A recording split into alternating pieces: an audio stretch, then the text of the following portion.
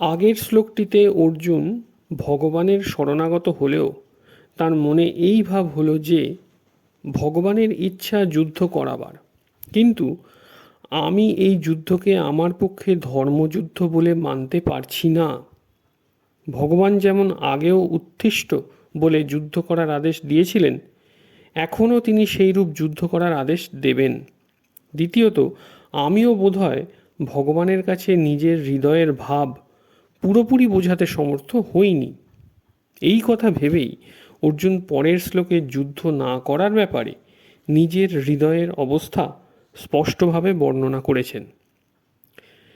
Cosmic connection চ্যানেলের এই পর্বে আমরা স্বামী রামসুখদাস রচিত ভগবদ্গীতার 2য় অধ্যায়ের 8 নম্বর শ্লোকটির ব্যাখ্যা বাংলা ভাষায় শুনব এবং ভাবটির অর্থ বোঝার চেষ্টা করব।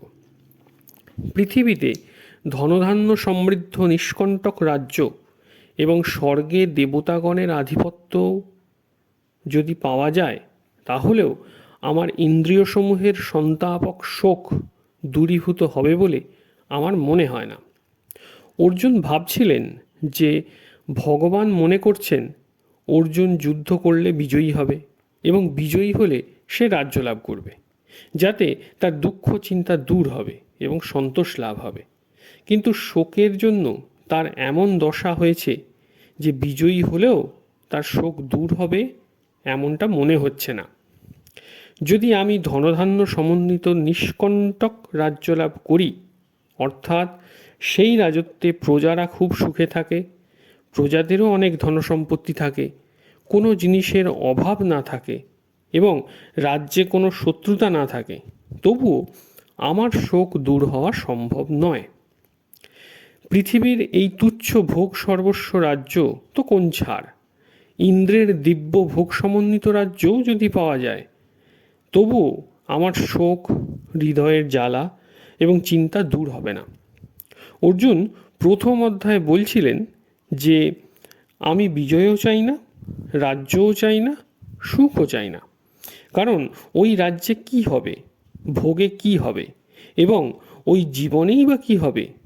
যাদের জন্য আমরা রাজ্য, ভোগ এবং সুখ আকাঙ্ক্ষা করি, তারাই মৃত্যুর সামনে উপস্থিত।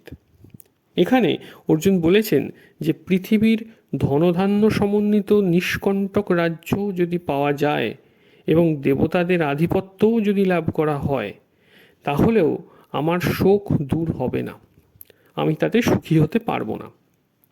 ওই স্থানে আত্মীয়মোহ বৃত্তি বেশি হওয়ায় অর্জুনের যুদ্ধের প্রবৃত্তি ছিল না, কিন্তু এখানে তার যুদ্ধে যে প্রবৃত্তির অভাব হয়েছে তা নিজের কল্যাণের ভাব উৎপন্ন হওয়াতেই হয়েছে। সুতরাং আগের যুদ্ধনিবৃত্তির মনোভাবের সঙ্গে এখনকার যুদ্ধনিবৃত্তির মধ্যে অনেকটাই তফাৎ। আত্মীয়গণের মৃত্যু আশঙ্কাতেই যখন আমার এত দুঃখ হচ্ছে, তাহলে তাদের মৃত্যু হলে আমি না জানি কী পরিমাণ শোকগ্রস্ত হব। যদি রাজ্যলাভের জন্য আমার দুঃখ হতো, তবে রাজ্যলাভ করলেই তা দূর হতো, কিন্তু আত্মীয়বধের জন্য যে শোক হচ্ছে, রাজ্যলাভ করলে তা কিভাবে দূর হবে? তার উপশম হওয়া তো দূরের কথা, বরং সেই শোক আরও বর্ধিত হবে। কারণ যুদ্ধে যদি সকলেই নিহত হন, তবে প্রাপ্ত রাজ্য কে ভোগ করবে?